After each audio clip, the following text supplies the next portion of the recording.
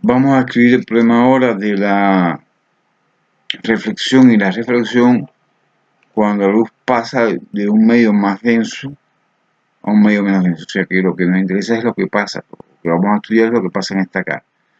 Aquí el rayo incide perpendicularmente a esta arista de este pequeño prisma, y sabemos que en esta circunstancia todo el rayo, o prácticamente todo el rayo, se refracta y muy poquito de él se refleja.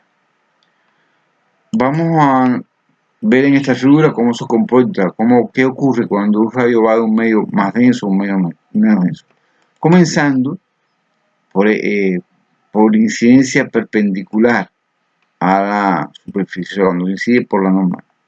Bueno, aquí también, en este caso, casi toda la energía del rayo va a pasar al otro medio, en este caso al aire, y muy poquito se refleja. Lo hemos representado con una flechita mucho más delgada.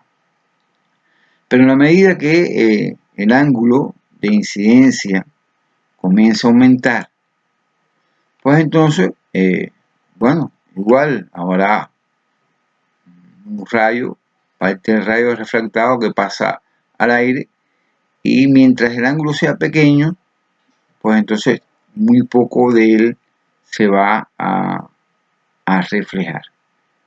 Ahora, seguimos aumentando el ángulo de incidencia y comienza entonces a cambiar la situación.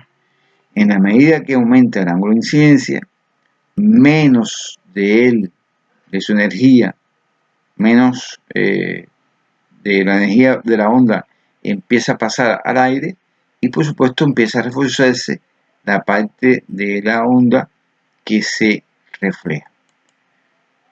Aquí estamos representando una cosa parecida, o sea, el mismo orden, con una flechita muy delgada, muy tenue, la disminución que va ocurriendo con la parte del rayo que es refractado, la energía que pasa al aire, y cómo se va incrementando la energía, la parte de la energía que se va reflejando en la superficie. Como el ángulo de refracción aquí va aumentando, o sea, cuando va de un medio más denso, menos denso, el ángulo de refracción aumenta, en otras palabras, se va alejando de la normal, pues llegará un momento, un cierto ángulo, en que la refracción ocurre exactamente por la división, o sea, por la separación entre los medios. A este ángulo le llamamos ángulo crítico. Para este caso, aplicando la ley de la refracción, bueno, el medio, el índice de refracción de este medio, le llamamos aquí n A, por el seno del ángulo de incidencia, en este caso es exactamente el ángulo crítico, si tal es el ángulo crítico, va a ser igual al medio, al índice de refracción de este medio, por el seno del piso de O, que sabemos que es 1. O sea, en esta circunstancia ocurre algo particular, y es que a partir de este ángulo ya nada del rayo se va a refractar, y lo que ocurre, o lo que empieza a pasar, es que todo el rayo, toda la energía es completamente reflejada en este medio. A este fenómeno se conoce como reflexión total. O sea, a partir del ángulo crítico, esta superficie se convierte, para la onda que incide desde acá adentro, una superficie especular perfecta. Nada de la onda pasa al aire, toda es completamente reflejada, se refleja completamente en la superficie interna del vidrio. Entonces, eso lo resumimos un poco en este par de gráficos. O sea, para insistir sobre esto. Cuando la luz va de un medio menos denso a un medio más denso, en este caso del aire y del vidrio, mientras los ángulos de incidencia son pequeños, pues prácticamente toda la onda es refractada, o sea, el porciento de energía de la onda que pasa al segundo medio es alto, mientras que la parte reflejada es muy pequeño. Fíjense que en este caso, o sea, para los cálculos que hicieron con el aire y con el vidrio, eso ocurre casi hasta ángulos de entre 50 y 60 grados de incidencia. Pero a partir de ahí, o sea, a partir de ángulo de incidencia de 60 grados, pues la componente refractada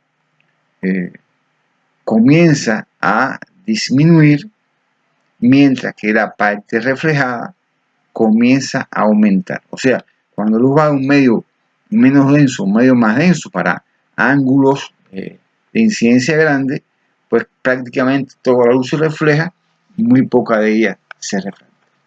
Pero en la circunstancia inversa, o sea, cuando la luz va de un medio más denso a un medio menos denso, tenemos lo siguiente. Fíjense que hasta este ángulo la situación es parecida. Para ángulos pequeños de incidencia, hay muy poco de la onda que se refleja, prácticamente toda la onda es refractada. Las circunstancias son parecidas.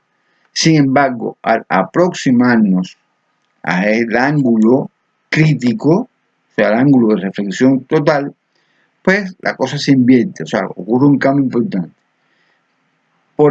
Para ángulos por encima del ángulo crítico, pues simplemente nada de la onda es refractada, la energía cae a cero y toda la onda se convierte en onda reflejada. O sea, ocurre reflexión total. Esto cuando la luz va, repito, de un medio más denso del vidrio al aire.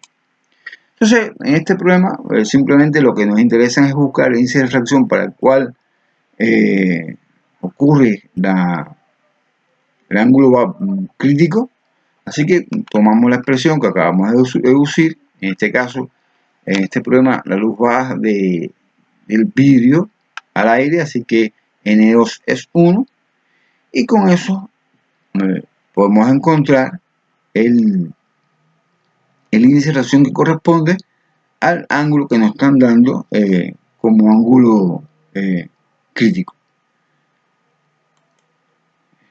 Y que nos da 1.41. O sea, para cualquier índice de reflexión que fuera menor que 1.41, pues entonces en este bloque parte de la luz se reflejaría y parte de la luz se refractaría.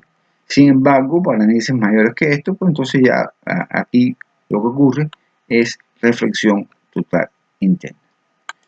En el problema 7, el cálculo es exactamente lo mismo. Aquí lo único que cambia es que el prisma se ha sumergido en un líquido.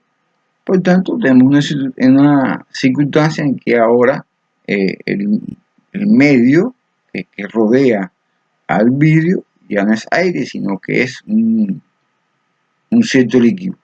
De todas maneras, sigue ocurriendo o seguirá ocurriendo reflexión total, o es posible que ocurra reflexión total, porque de nuevo, aún en esta circunstancia, la luz en esta fase, en esta división, va a pasar de un medio más denso a un medio menos denso, porque el índice de refracción del vidrio sigue siendo mayor que el índice de refracción del.